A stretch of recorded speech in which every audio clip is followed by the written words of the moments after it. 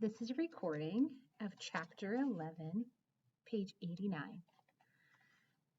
The bright morning sun is shining through the window.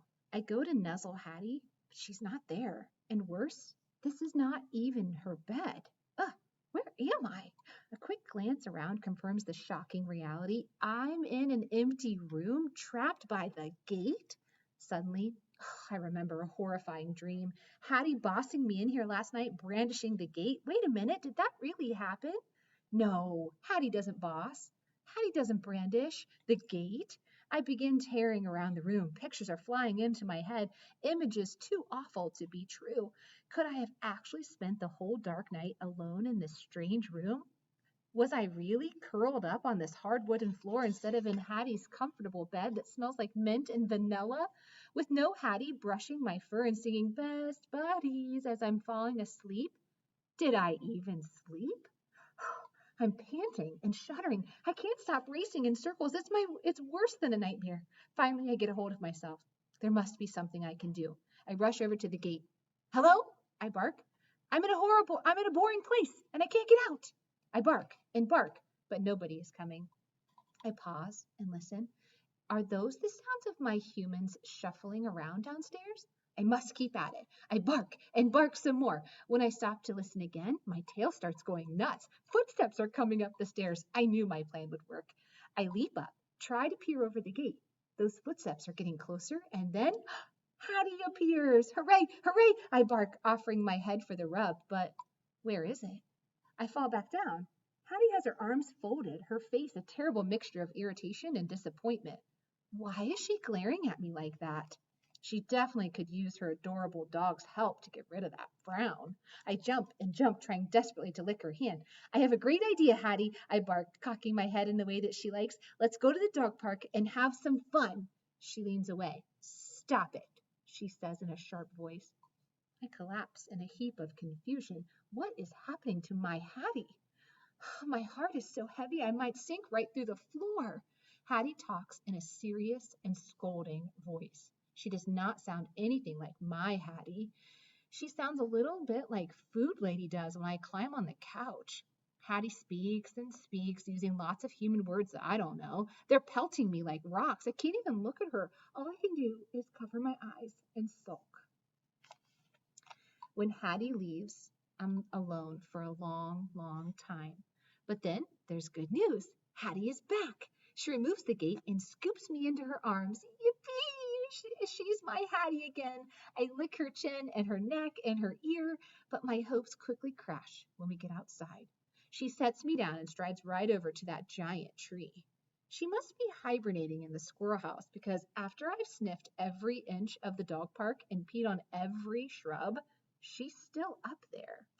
Eventually, there's nothing to do but sprawl out in the grass and listen to the fluty, chirpy birds and buzzing bees and wait for Hattie. It's the loneliest dog park ever.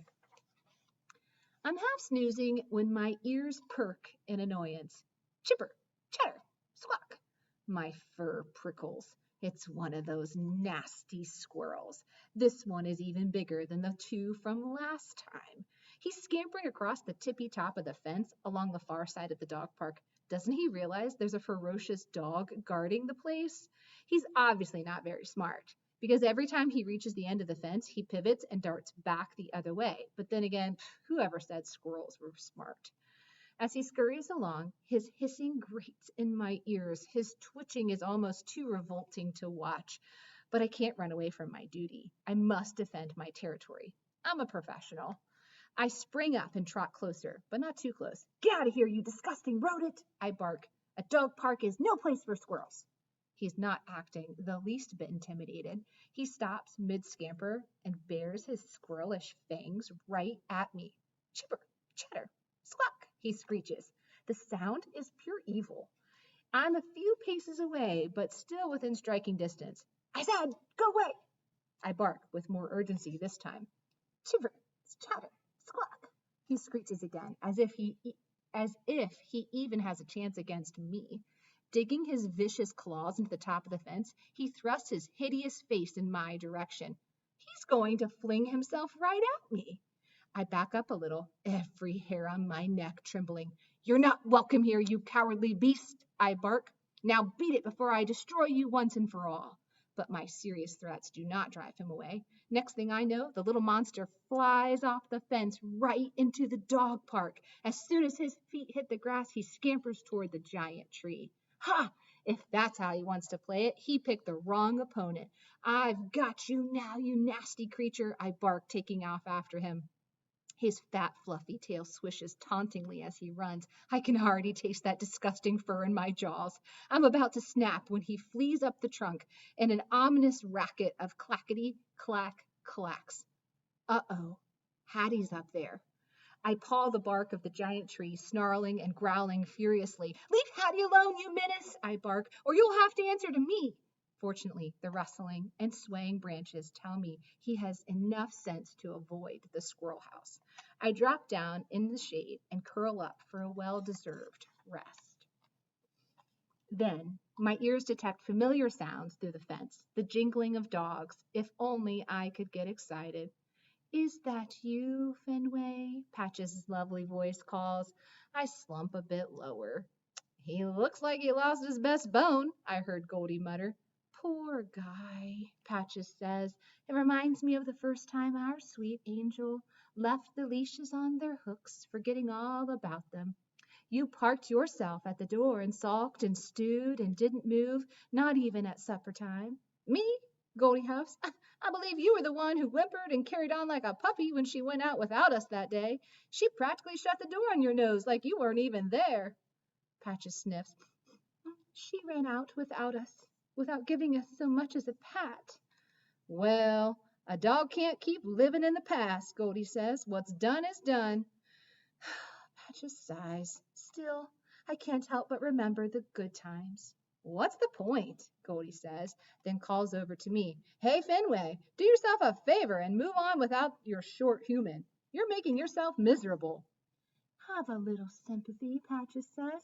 Can't you see the pain he's in? It's all too much to bear. Leave me alone, I cry. See, Patches says. Hey, I'm only trying to help, Goldie says. Is it my fault that the little guy won't listen to my advice? There's advice, and then there's wise advice, Patches says. And I suppose yours is wise, Goldie grumbles.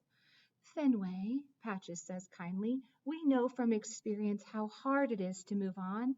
But believe me, life without your short human isn't as bad as you think. That's your wise advice, Goldie says. Patches ignores her. Listen, Fenway, at first we couldn't accept it, but as time went on, we got used to entertaining ourselves. That's right, Goldie says. Instead of swimming in the pond, we lie in puddles. You mean we splash in the wading pool? Patches corrects. Speak for yourself, Goldie says with a growl. I lie in puddles. In any case, Patches goes on, we've found ways to adjust, and you will too. I want to ignore them, but a sense of fury rises up through my fur and consumes my entire body.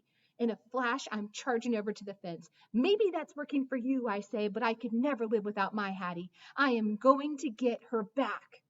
Now, Fenway, I know you're determined, but, Patches says, her eyes sad and wincing.